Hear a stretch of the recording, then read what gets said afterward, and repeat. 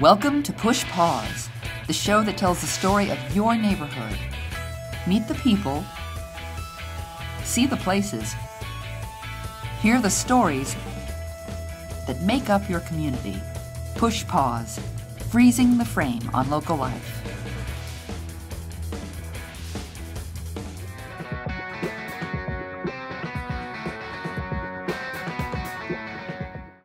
Asbury Park, a quiet little town on the Atlantic coast. Long considered to be practically a ghost town, Asbury Park is undergoing a transformation that's luring visitors back to the former crown jewel of the Jersey Shore. But today, the town has some tourists that no one would have expected. Zombies. Mindless, unfeeling, shambling monsters, risen from the dead to wreak havoc on the living. Oh my God, I'm so afraid! Oh my God, what is happening? Who are these zombies and what do they want? Is it to satisfy their insatiable appetite for human flesh? Is their ultimate goal to rampage through town, throwing it into a state of complete anarchy? All zombies, please use the sidewalk. All zombies, please use the sidewalk. Thank you. These zombies do seem to be an orderly group. Could it be our assumptions are all wrong? I decided to find out. So I sought out and found the so-called king and queen of the zombies. Needless to say, my eyes were opened. They got a human element to them. They're sort of an underdog. Like if you're in a zombie movie, you weren't necessarily the bad guy at the beginning of the movie. You got bitten and you were just on your way to work and someone attacked you, and now you're this creature that needs to eat people and brains. So I spent some more time among these almost universally reviled creatures, and I learned a lot. Apparently, zombies are just like you and me. They raise families, they get their makeup done, they stroll on the boardwalk, they even text their friends. Armed with this knowledge, I tried to convince the town people of their benign intent. It's a zombie walk. I mean, zombies don't have a right to congregate? No, they're dead.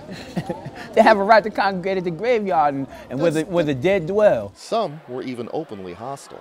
Why do you hate zombies so much? You know, I don't like being bit. It boils down to that. Okay. Yeah. Do you eat beef? Oh, I love beef. Yeah, they don't like being bit. Well, good thing they can't carry a machete. But others were more than open to this particular invasion. I think it's great. I think it's fantastic they got this many people coming into the town after, there's not much going on here for the past, 10, 20 years, and I got all these people coming. I think it's great. The New Jersey Zombie Walk is one of many family-friendly walks that take place around the world. The first official one took place in Sacramento in 2001. Zombies are fun. How would you answer that question? Well, we've heard about them in other states. They've been going on for a number of years, and our friends went to one and said it was amazing. And so we started looking for one, and couldn't find one. So we started one because we want to be zombies. Since then, zombie walks have become a popular way to raise money for local charities. We were looking for a way for the zombie walk to become a more community proactive event. And what better way to do it than to have zombies giving blood before they lose all of it or before it all coagulates. Today, the Central Jersey Blood Center is one of those charities. We found out they were having this whole zombie day, and we, connected with them, and we've been here all day, and it's fantastic, so it's a good day. And as I found out, zombies are able to donate blood, too. I would say we have just over 40 units for the day, which is really good. I'm very proud of the zombies. The influx of almost 1,500 is also good for local businesses. After a long shamble down the boardwalk and through town, these zombies are going to be hungry and thirsty. There are plenty of restaurants and watering holes that are more than willing to serve the undead. We hold the Asbury Park Zombie Walk in Asbury Park because the town is on its way coming back. It was desolate, it was a ghost town for many years, and it's slowly coming back. And we love bringing people here to show people the progress the city's making and bring them here so they come back year after year. And if it takes the undead to help raise a town from the dead, who are we, the living, to judge? Coming up. We didn't really have a choice in what we could do with it. He had to have it amputated. There was some bone exposed. And coming up later. I woke up one morning with an idea of buckets. Stay with us. We'll be right back.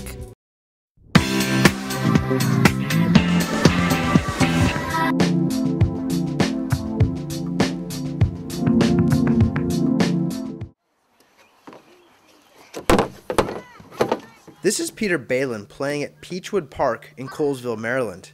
Just another normal play day for this 4.5-year-old. We didn't really have a choice in what we could do with it. He had to have it amputated. There was some bone exposed. Peter and Danny are identical twins. Because of complications during their mother, Jennifer's pregnancy, a surgery saved their lives. But the complication led to Peter's right leg not developing, leading to an amputation and the need for a prosthetic. One of 4 brothers, an obvious worry for Jennifer would be that he could not keep up, and his childhood development would be stunted. For a long time, people gave us, you know, the sad face, like, oh, I'm so sorry, oh, it's so sad. I want you,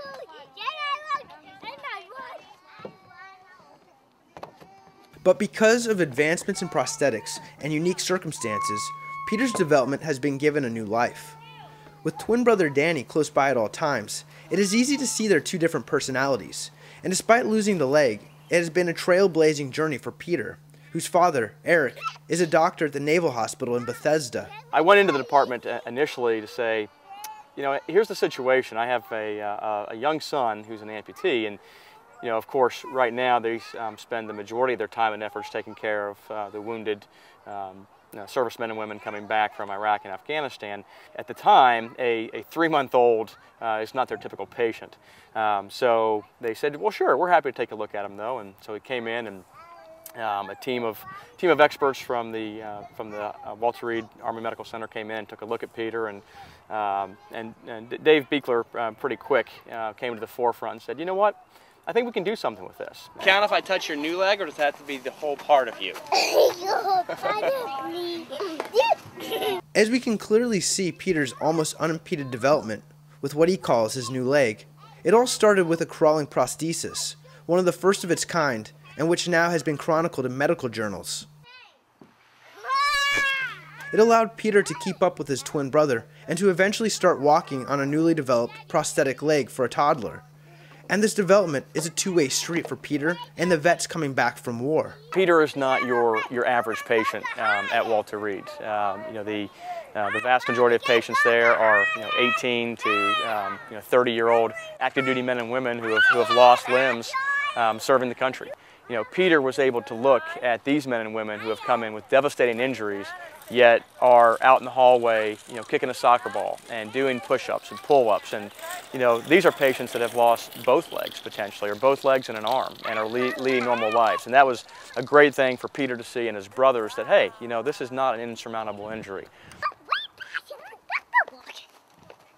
We've been told by a lot of them that will come up and say, I'm watching your son and the things he's doing, and it's really, really pretty amazing and pretty inspiring.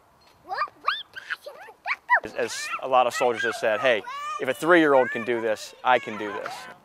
With technological advancements continuing to further the ability of amputees, Peter will soon get his rubber foot replaced with a spring-loaded piece that looks like a strut on a car, as well as a fully automated microprocessing knee. We anticipate him having no limitations. And the technology over the last 10 years, where they've gone with prosthetics and where they continue to go, is truly amazing.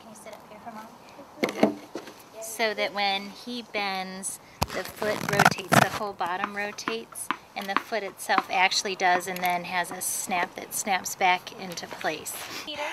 Peter, how old are you? 4.5.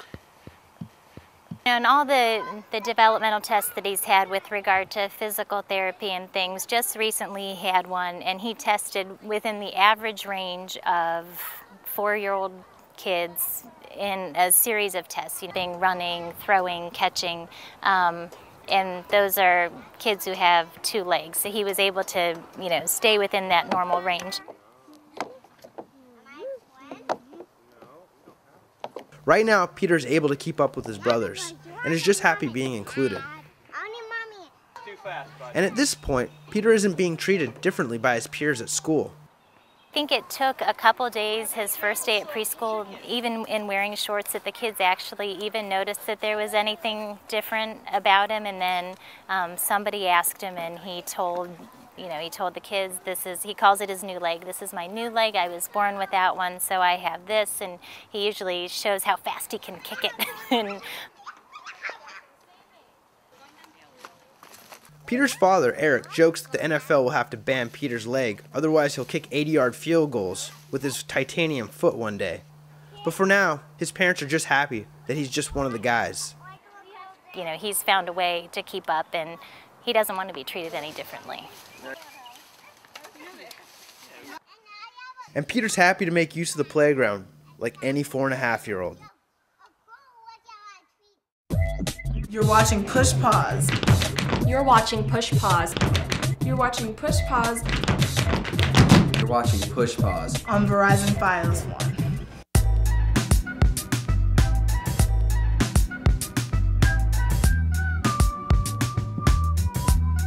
Coming up later. Whenever somebody would curse, or whenever somebody would get out of hand or would yell at the umpire or something like that, ball the dash!